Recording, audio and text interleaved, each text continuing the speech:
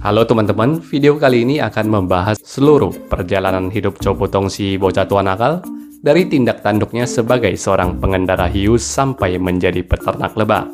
Langsung saja kita mulai dan pastikan teman-teman untuk mensubscribe Wuxia Library. Kisah pendekar pemanah Raja Wali maupun kisah kembalinya pendekar Raja Wali tidak akan semenarik yang kita rasakan selama ini tanpa adanya kehadiran tokoh Chow Putong.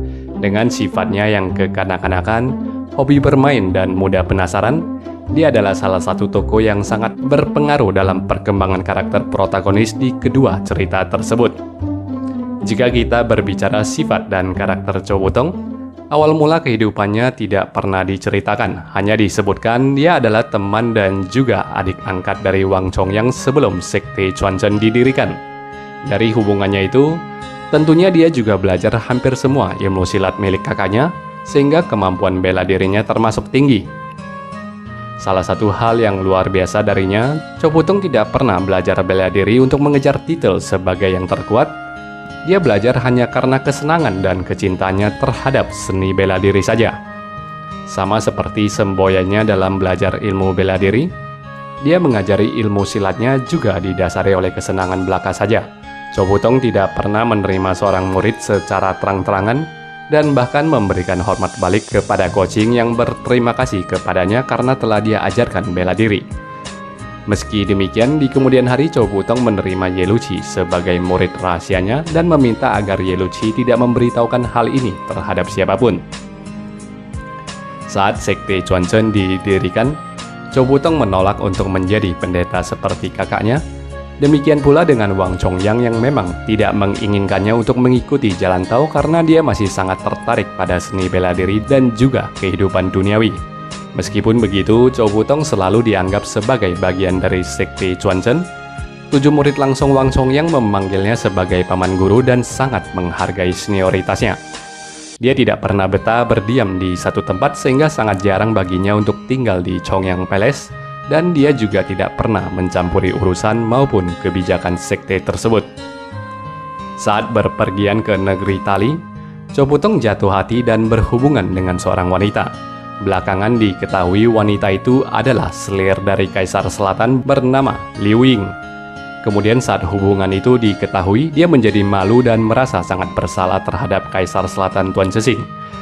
Alih-alih bertanggung jawab mengambil Liu Ying untuk menjadi istrinya, dia melarikan diri, berpetualang dan bermain di sepanjang hidupnya. Meskipun jauh dari dalam lubuk hatinya, Liu Ying adalah cinta di dalam hidupnya. Sebelum kematiannya, Wang Chongyang mempercayakan 2 volume kitab Ciwin Cencing untuk dijaga olehnya. Sayangnya volume kedua dari kitab tersebut ditipu salin oleh Huang Yaose dan istrinya Aheng. Saat menyadari dirinya telah ditipu, Chow Putong menuju Pulau Persik untuk membuat perhitungan. Namun karena ketua Pulau Bunga Persik itu tengah berkabung dan kedatangannya telah membuat pemilik Pulau Persik itu murka, kaki Chow Putong pun dipatahkan oleh sesat timur, memaksanya untuk bersembunyi di salah satu goa di pulau itu, mengancam jika Huang Yaose masuk ke dalam dia akan menghancurkan kitab Ciwin Cencing yang diincar oleh banyak orang itu. Selama di goa itu, dia melatih ilmu bela dirinya agar bisa mengalahkan Huang Yaose. 2 ilmu bela diri yang dia ciptakan adalah Kong Ming Qian. Kong Ming Qian adalah sebuah ilmu tinju yang terdiri dari 72 jurus, merupakan ilmu tinju paling lembut namun memiliki kekerasan di baliknya, dan diklaim sebagai antitesa bagi ilmu Xianglong Sepacang. Ilmu kedua yang dia ciptakan adalah teknik kiri kanan, dikenal juga dengan left and right technique. Tujuan dia menciptakan ilmu ini adalah untuk mengusir kebosanan dengan membuat tangan kirinya melawan tangan kanannya sendiri. Impactnya sangat besar pada saat diaplikasikan dalam pertarungan aktual karena kedua tangan praktisinya ini bisa memainkan jurus yang berbeda dari kedua tangan tersebut. Setelah 15 tahun tinggal di goa itu, coaching yang ke pulau itu malah bertemu dengannya. Chow Putong dengan sifat kekanak-kanakannya dengan mudah menjadi akrab dengan coaching yang jujur dan polos. Dia malah mengangkat coaching yang bahkan bisa menjadi anaknya itu untuk menjadi saudara angkat. Atas sumpahnya kepada Wang Chongyang untuk tidak mempelajari ilmu 9 bulan, dia mendapatkan ide untuk mengajarkan ilmu itu kepada coaching secara diam-diam, mengaku kalau itu adalah ilmu ciptanya sendiri. 丹田，一阳出动之时，和双掌于胸前，指。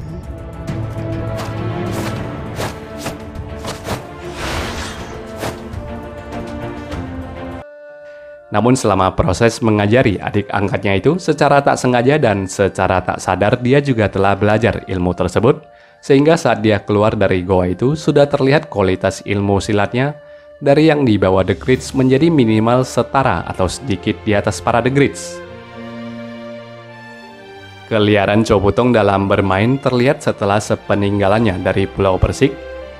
Saat kalah taruhan dari Ouyang Feng, dia terjun ke dalam laut, membuat Hong Qikong dan Ko Qing mengira dia telah mati. Namun secara mengejutkan dia kembali dengan menunggangi seekor hiu, di mana ini adalah sebuah hal yang konyol sekaligus luar biasa dan hanya bisa dilakukan oleh seorang bocah tua nakal saja. Kemanapun Chow Putong pergi, dia tidak akan pernah berhenti mencari sesuatu yang menarik untuk dia mainkan, seperti misalnya saat dia beradu diam dengan para pesilat bayaran Wan Yen Hong Li. Hanya Chow Putong seoranglah yang menganggap permainan itu begitu menarik dan dia sangat serius untuk memainkannya. Namun di balik kehidupannya yang sangat bebas dan riang itu, dia paling takut dengan dua nama, Tuan Cixing atau yang dikenal dengan Yiteng, dan Liu Ying yang dikenal juga dengan nama Yinggu. Masing-masing dari mereka merepresentasikan perasaan bersalahnya dan perasaan cintanya. Setiap kali mendengar nama Tuan Cixing dan Liu Ying, dia pasti akan mengambil langkah 1000 untuk menghindari kedua orang tersebut.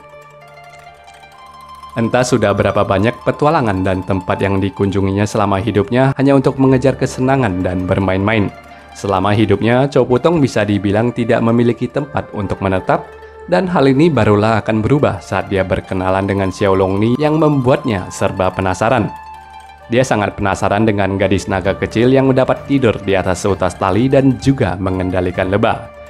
Sejak saat itulah, dia pun mulai mendekati dan berteman baik dengan Xiao Longni yang sifatnya polos dan inosen seperti sifat adik angkatnya Ko Qing. Itulah yang terjadi ketika karakter polos dan jujur bertemu dengan sifat kekanak-kanakannya Chow Putong. Mereka sudah pasti bisa dengan cepat mengakrabkan diri. Chow Putong mengajarkan teknik kiri kanannya sehingga seorang Xiao Longni bisa menggandakan kemampuan bertempurnya setelah itu. Dan dari Xiao Longni, Chow Putong belajar cara untuk mengendalikan lebah. Sejak saat itulah, lebah menjadi sebuah hobi dan mainan baru yang ditekuni oleh Chow Putong di sepanjang sisa hidupnya. Pada akhirnya dan untuk yang pertama kalinya, dia pun menetap di suatu tempat dengan membangun sebuah peternakan lebah di lembah 100 bunga yang juga dikenal dengan nama Lembah Paihua. Yinggu, 当年我虽没有看清你的容貌，但你的笑声，我是记得一清二楚，就是你杀了我的儿子。我们的儿子。Chow Putong tidak pernah mengetahui hubungannya dengan Liu Ying dulunya melahirkan seorang bayi yang belum sempat diberikan nama, dan naasnya anak itu secara tidak langsung dibunuh oleh Qiu Qianren. Saat Yang Kuo juga Ko Xiang mencarinya dan mempertemukannya dengan Liu Ying, Yiteng, dan Qiu Qianren, kejadian itu telah berlalu lebih dari 50 tahun yang lalu. Pada akhirnya Chow Putong yang mempelajari hal tersebut memilih untuk memaafkan Qiu Qianren yang telah membunuh anaknya. Dia juga meminta maaf kepada Yiteng dan akhirnya bersatu kembali dengan Liu Ying. Pada ziarah makam Huasan Lunqian ketiga, bersama Ko Qing dan Yang Kuo, Chow Putong diakui sebagai The New Grids, menggantikan 3 orang original Grids yang telah meninggal dunia di kala itu. Dia dianugerahi gelar Central Im ataupun bocah nakal pusat, menggantikan posisi kakaknya sendiri Dewa Pusat Wang Chongyang. Setelahnya bersama Liu Ying, Chow Putong yang kala itu telah berusia sekitar 100 tahun, menghabiskan sepanjang sisa hidup mereka di lembah bunga sebagai peternak lebah. Chow Chero dalam kisah Pedang Langit dan Golok Pembunuh Naga juga pernah menyampaikan apa yang dia dengar dari penuturan Ko Xiang mengenai masa tua bocah tua nakal dan Liu Ying yang hidup bahagia di lembah 100 bunga. Menurut Wikipedia, Chow Putong termasuk tokoh sejarah asli yang berasal dari Ninghai. Dia sekampung halaman dengan Mai, Tancutan, Wang Cui, Hao Tatong, dan Sun Puer. Saat Wang Chongyang menyebarkan ajarannya di Ninghai, Wang Chongyang menerima Qiu Chuji, Tancutan, Mai, Wang Cui, dan Hao Tatong sebagai muridnya. Musim semi di tahun 1169, Chow Putong membangun sebuah kuil bernama Golden Lotus Hall di Ninghai untuk Wang Chong yang tinggali. Jadi bisa dibilang dalam sejarahnya ini Chow Putong adalah seorang pengikut ajaran Tao dan juga merupakan salah satu donatur bagi Wang Chongyang. Like video ini kalau teman-teman suka, dislike kalau tidak. Segitu saja pembahasan pada video kali ini. Terima kasih sudah menontonnya sampai selesai. Sampai berjumpa lagi di kesempatan mendatang.